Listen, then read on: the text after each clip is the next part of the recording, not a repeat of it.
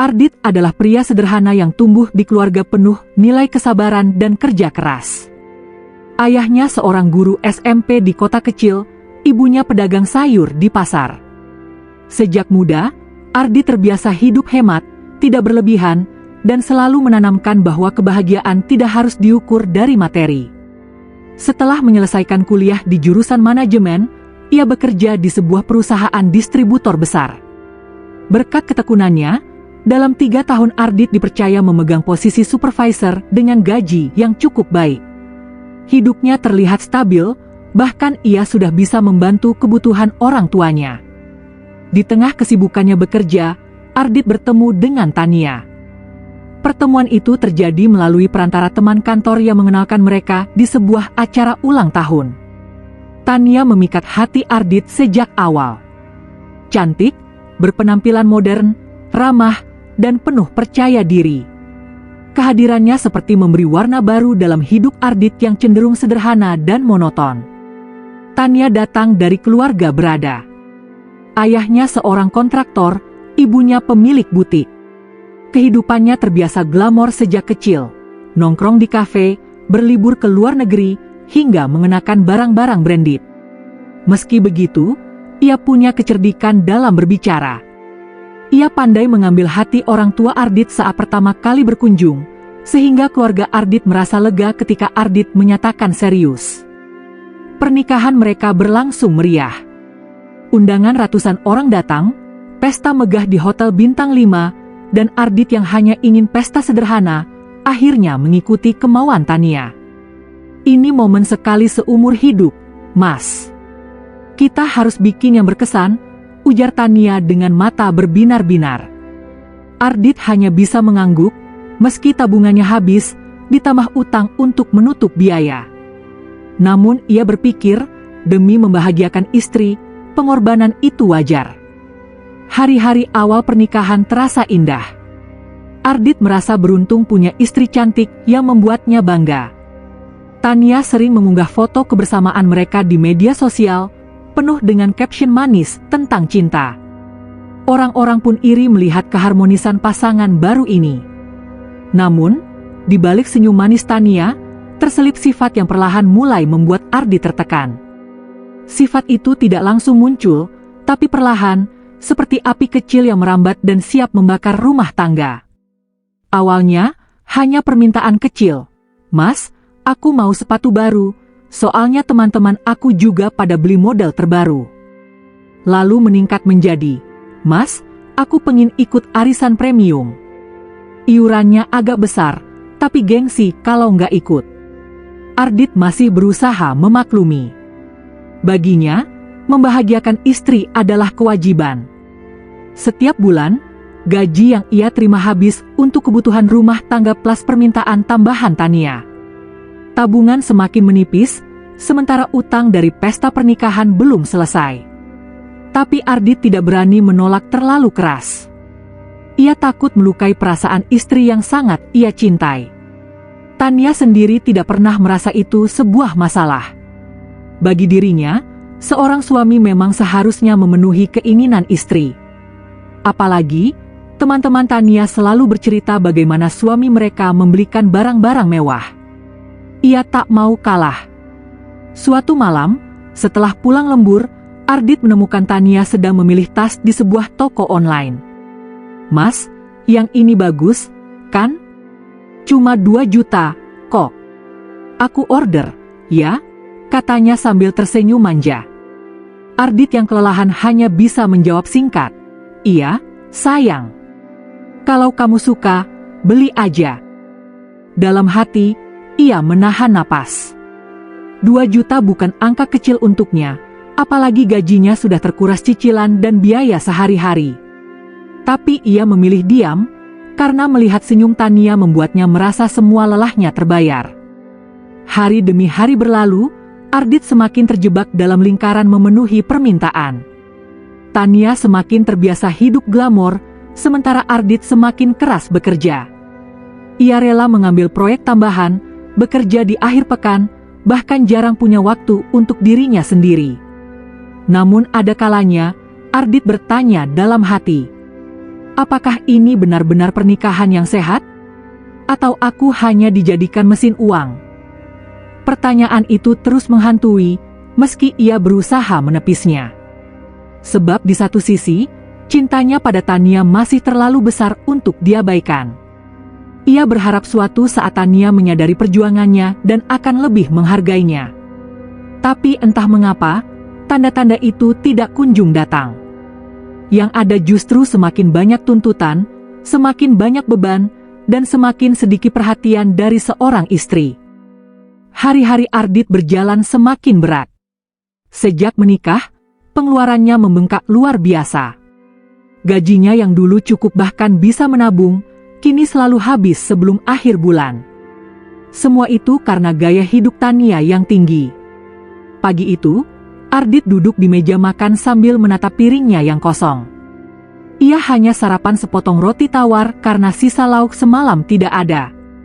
Tania sedang bersiap-siap hendak keluar rumah. Penampilannya sangat rapi, gaun baru, riasan wajah lengkap, dan tas mahal tergantung di lengannya. "Mas, aku pergi dulu, ya. Ada arisan sama anak-anak kompleks." "Oh iya, nanti sore aku mau ke salon." "Mas jangan lupa transfer uang, ya," kata Tania sambil melihat cermin kecil di tangannya. Ardit mengangguk pelan. "Salon lagi? Bukannya kemarin baru perawatan?" "Ya ampun, Mas. Perawatan itu harus rutin, dong. Kalau aku nggak cantik, Mas juga malu, kan? Punya istri jelek," jawab Tania santai, bahkan dengan sedikit tawa meremehkan. Perkataan itu menusuk hati Ardit. Ia merasa harga dirinya diremehkan. Tapi ia memilih diam. Di kantor, pikirannya tidak tenang. Setiap kali menerima pesan dari Tania, selalu saja berisi permintaan, entah tas, skincare, baju, atau bahkan rencana liburan. Ardit berusaha keras menyeimbangkan antara kebutuhan rumah tangga, cicilan, dan gaya hidup istrinya. Suatu malam, Ardit pulang larut. Tubuhnya terasa remuk karena harus lembur mengurus laporan. Namun begitu masuk rumah, ia justru mendapati Tania duduk di sofa sambil manyun. "Mas, kenapa nggak angkat telepon aku tadi? Aku butuh uang tambahan, nih. Ada barang diskon, limited edition. Kalau nggak cepat beli bisa kehabisan," kata Tania dengan nada kesal. Ardit menaruh tas kerjanya. "Tania, tolong, bisakah kamu berhenti sebentar? Aku capek banget. Gaji Mas nggak selalu cukup buat semua itu." Mata Tania melotot. "Jadi Mas sekarang pelit sama aku? Baru segini aja udah ngeluh? Teman-temanku suaminya bisa beliin mobil, bisa ajak liburan ke Bali, masa Mas yang cuma beliin aku tas aja ribut?" Ardit terdiam. Kata-kata itu seperti cambuk. Ia bukan tak ingin membahagiakan istrinya, tapi keterbatasan membuatnya tak bisa memenuhi semua keinginan. Namun Tania tidak pernah mau memahami. Beberapa kali, Ardit harus meminjam uang ke teman dekatnya. Bahkan ia sampai mengambil pinjaman online dengan bunga tinggi. Semua demi menjaga agar Tania tidak marah dan rumah tangga tetap terlihat harmonis di mata orang lain. Ironisnya, ketika orang tua Ardit sakit keras dan butuh biaya berobat, Tania justru menolak membantu. "Mas, jangan pakai uang kita untuk mereka, dong. Itu kan tanggung jawab saudara-saudara Mas yang lain. Aku nggak mau tabungan kita berkurang hanya karena mereka," ujar Tania dingin. Ardit terperangah. "Tapi mereka orang tua aku, Tan. Mereka yang membesarkan aku. Masa aku nggak peduli?" "Ya peduli boleh, tapi jangan sampai bikin kita susah. Aku juga punya kebutuhan. Aku nggak mau kalau aku harus ngalah demi orang lain," jawab Tania tanpa ragu. Malam itu, Ardit menangis diam-diam di kamarnya. Ia merasa sendirian. Ia ingin seorang istri yang bisa mendukungnya, yang bisa merangkulnya saat lelah, bukan hanya menuntut dan menuntut. Tapi setiap kali ia mencoba bicara baik-baik, Tania selalu menutup telinga. kehidupan mereka semakin renggang. Tania lebih sering menghabiskan waktu di luar rumah, kafe, arisan, salon, atau sekadar belanja di mall. Sementara Ardit bekerja mati-matian demi menutupi semua biaya. Hingga suatu hari, masalah besar benar-benar datang. Perusahaan tempat Ardit bekerja mengalami masalah keuangan serius. Penjualan menurun drastis, proyek besar gagal, dan manajemen terpaksa melakukan pengurangan karyawan. Nama Ardit termasuk dalam daftar. Ia dipanggil oleh HRD, diberikan surat PHK, dan pesangon yang sebenarnya tidak seberapa jika dibandingkan dengan utang yang ia miliki. Dunia seakan runtuh di hadapannya. Ardit pulang dengan langkah gontai. Ia mencoba menyusun kata-kata bagaimana menjelaskan kabar buruk ini pada Tania. Namun ketika ia sampai rumah, Tania langsung menyambut dengan ceria. "Mas, aku ada kabar gembira. Teman-temanku ngajak liburan ke Singapura minggu depan. Kita harus ikut. Biar nggak dibilang ketinggalan gaya." Ardit menunduk, tangannya gemetar. "Tan, Mas di PHK. Mas sekarang nggak punya pekerjaan lagi." Tania terdiam sesaat, lalu wajahnya berubah menjadi marah. "Apa? Jadi sekarang aku harus hidup miskin? Mas kok bisa-bisanya kehilangan kerja? Gimana aku mau tetap eksis kalau nggak ada uang?" bentaknya. Ardit menatap istrinya dengan mata berkaca-kaca. "Tan, ini bukan salah Mas. Perusahaan bangkrut. Mas juga kaget. Tapi kita bisa cari solusi bersama, kan? Mas bisa cari kerja lain, atau mungkin kamu bisa bantu dengan usaha kecil dulu." Namun, jawaban Tania justru semakin menyakitkan. "Aku? Mas mau aku jualan? Ya ampun, Mas. Aku nggak mau jatuh gengsi kayak gitu. Teman-temanku semua hidup mapan, masa aku harus kelihatan kere? Kalau Mas nggak bisa kasih aku hidup enak, buat apa aku nikah sama Mas?" Kata-kata itu menghantam hati Ardit seperti palu godam. Selama ini ia rela mengorbankan segalanya untuk Tania, tapi ketika ia jatuh, istrinya tidak mau menemani. Justru ia disalahkan, bahkan dihina. Malam itu, mereka bertengkar hebat. Suara Tania yang berteriak terdengar sampai ke tetangga. Ardit yang biasanya sabar, akhirnya tidak tahan lagi. "Cukup, Tan. Aku bukan mesin uang. Aku manusia, aku juga bisa jatuh. Kalau kamu nggak bisa terima aku dalam susah, jangan pernah berharap aku bisa bahagiakan kamu saat senang," teriak Ardit. Tania terdiam sesaat, lalu masuk kamar dan membanting pintu. Ia sama sekali tidak menyesal. Bagi dirinya, hidup miskin adalah aib besar. Ia tak peduli dengan perjuangan Ardit, yang penting hidupnya tetap bergelimang harta. Ardit keluar rumah malam itu, berjalan tanpa arah. Hatinya hancur, tapi ada satu kesadaran yang mulai tumbuh. Ia tidak bisa terus-terusan hidup dalam lingkaran ini.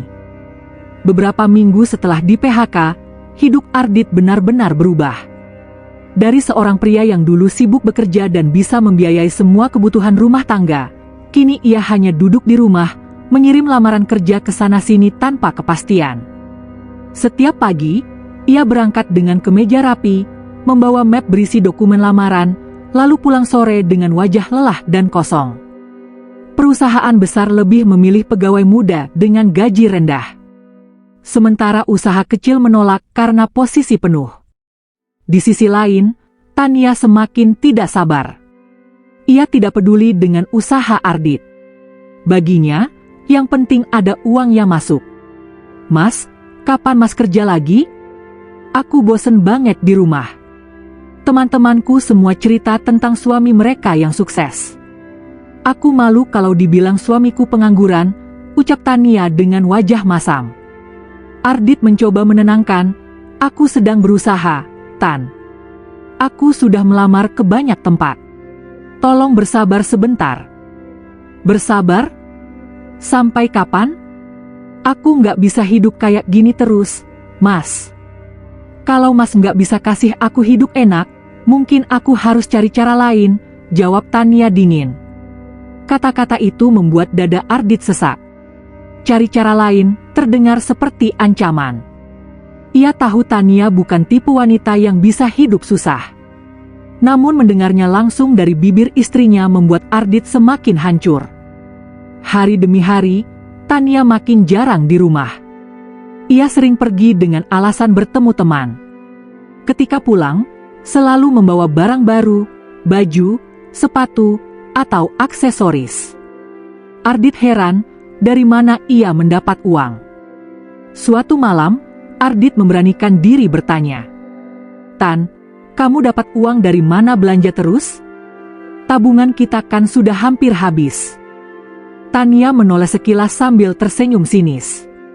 "Mas, aku kan punya banyak teman. Ada aja yang mau traktir aku. Lagian, aku nggak mau kelihatan miskin. Itu bikin aku stres." Jawaban itu membuat kepala Ardit berputar. Ia mulai curiga, namun tidak punya bukti. Ia ingin percaya pada istrinya, tapi hatinya terus berbisik ada sesuatu yang salah. Kecurigaan itu terjawab suatu sore. Ardit yang sedang pulang dari melamar kerja, tanpa sengaja melihat Tania sedang turun dari mobil mewah di depan mall. Ia tidak sendirian. Seorang pria paruh baya, berpenampilan perlente, ikut turun dan terlihat menggandeng tangan Tania. Mereka tertawa, tampak sangat akrab. Darah Ardit mendidih. Ia menunggu beberapa saat, lalu mendekat. "Tania," panggilnya keras. Tania terkejut, wajahnya pucat. "Mas, kok ada di sini?" Ardit menatap pria di sampingnya. "Siapa dia?" Pria itu tersenyum sinis. "Saya temannya Tania." "Ada masalah?" Ardit mengepalkan tangan. "Teman macam apa yang gandeng istri orang di mall?" Tania buru-buru menengahi. "Mas, jangan bikin ribut di sini. Kita pulang aja, nanti aku jelasin." Namun Ardit sudah kehilangan kesabaran. Ia merasa dikhianati habis-habisan. Malam itu, pertengkaran besar pecah. "Jadi benar, kamu manfaatin aku selama ini? Setelah aku jatuh, kamu malah cari pria lain buat biayain kamu," teriak Ardit. Tania balik membentak, "Mas jangan lebay. Aku cuma temenan. Lagian kalaupun dia bantu aku, itu salah? Aku butuh hidup, Mas. Aku nggak mau hidup miskin gara-gara Mas gagal kerja." Ardit terdiam, tubuhnya gemetar. Kata-kata Tania seperti racun yang mengalir ke seluruh darahnya. "Tania, selama ini aku rela kerja siang malam, utang di sana-sini, semua demi kamu. Tapi ternyata kamu nggak pernah cinta sama aku, ya? Kamu cuma cinta uangku." Tania terdiam sejenak, lalu berkata dingin, "Iya, Mas. Aku butuh pasangan yang bisa kasih aku kenyamanan. Aku nggak mau hidup susah. Kalau Mas nggak bisa, ya udah. Cari jalan masing-masing aja." Hati Ardit hancur berkeping-keping. Seluruh pengorbanan, rasa cinta, dan kesetiaannya tidak ada artinya. Ia hanya dijadikan alat. Keesokan harinya, Tania benar-benar pergi. Ia mengemasi pakaiannya, membawa semua barang berharganya, lalu meninggalkan rumah. "Mas, aku nggak mau buang waktu lagi. Aku masih muda, masih cantik. Aku bisa dapat yang lebih baik. Maaf, Mas, tapi hidup miskin bukan buat aku," katanya sebelum menutup pintu dengan keras. Rumah itu terasa kosong. Ardit terduduk di ruang tamu, menatap lantai tanpa suara. Air matanya jatuh tanpa henti. Ia merasa dunia benar-benar meninggalkannya. Beberapa hari kemudian, kabar tersebar di lingkungan kompleks. Tetangga berbisik-bisik bahwa Tania kini sering terlihat bersama seorang pengusaha kaya. Ardit hanya bisa menunduk setiap kali mendengarnya. Rasa malu dan kecewa bercampur menjadi satu. Namun di balik semua itu, ada satu hal yang justru membuat Ardit mulai bangkit. Ia sadar, hidupnya tidak boleh berakhir hanya karena seorang wanita yang tidak tahu arti perjuangan. Kalau aku terus larut dalam kesedihan, berarti aku benar-benar kalah. Aku harus bangkit. Aku harus buktikan kalau aku bisa hidup tanpa dia, gumamnya suatu malam. Ardit mulai bekerja serabutan. Ia menjadi kurir motor, buruh harian, bahkan membuka jasa kecil-kecilan memperbaiki perangkat elektronik. Hasilnya memang tidak banyak, tapi cukup untuk makan dan perlahan melunasi utang. Setiap kali merasa lelah, bayangan Tania dan pria kaya itu muncul di kepalanya. Rasa sakit itu berubah menjadi cambuk untuk terus melangkah. Hari-hari Ardit kini berbeda. Ia bukan lagi suami yang setiap detik dipaksa memenuhi permintaan istrinya.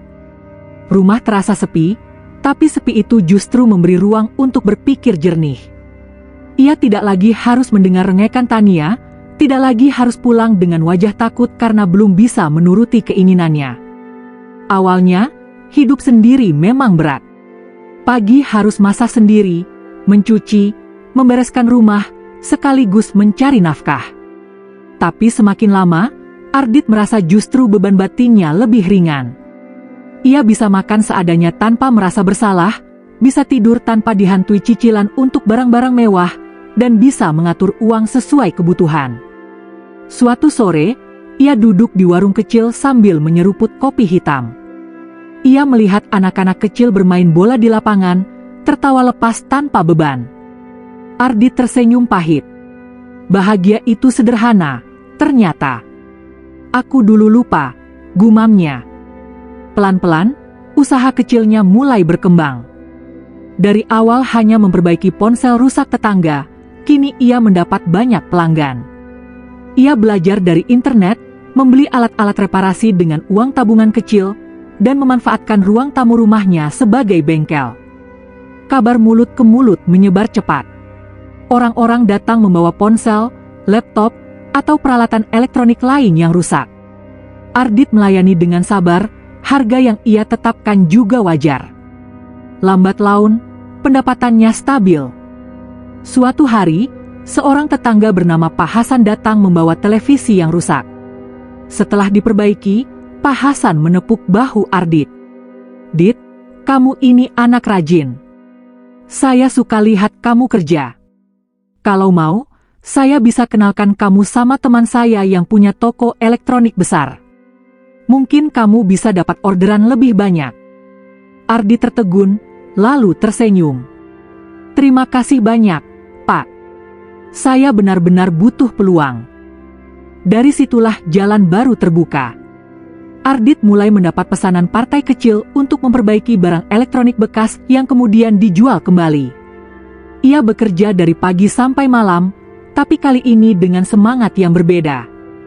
Bukan untuk memuaskan orang lain, melainkan untuk membangun masa depan dirinya sendiri. Beberapa bulan kemudian, kehidupannya mulai stabil. Hutang-hutang kecil berhasil ia lunasi. Wajahnya yang dulu murung kini mulai kembali cerah. Ia belajar menikmati kesederhanaan, bahkan sering bercengkerama dengan orang tuanya. Namun, di saat Ardit mulai bangkit, kabar tentang Tania kembali datang. Tetangga bercerita bahwa hubungan Tania dengan pria kaya itu tidak bertahan lama. Rupanya, pria itu sudah beristri dan hanya menjadikan Tania pelampiasan. Setelah bosan, Tania ditinggalkan begitu saja. Hidupnya yang dulu bergelimang kemewahan kini hancur. Barang-barang mewah banyak yang ia jual untuk bertahan. Suatu malam, telepon Ardit berdering. Nomor tak dikenal muncul di layar. Saat diangkat, suara di seberang membuatnya tercekat. "Mas, ini aku, Tania." Ardit terdiam beberapa saat sebelum menjawab. "Ada apa?" Suara Tania terdengar bergetar. "Mas, aku salah. Aku nyesel udah ninggalin Mas. Ternyata nggak ada yang bisa kayak Mas. Aku mau pulang. Aku janji bakal berubah." Dada Ardit bergemuruh. Semua kenangan pahit kembali berputar di kepalanya, Malam-malam ketika ia dihina, saat Tania menolak membantu orang tuanya, hingga saat ia ditinggalkan sendirian. Tania, suara Ardit pelan tapi tegas, selama ini aku berusaha mati-matian buat bahagiain kamu. Tapi kamu cuma lihat aku sebagai mesin uang. Waktu aku jatuh, kamu malah ninggalin aku. Sekarang setelah kamu ditinggal orang lain, kamu datang lagi?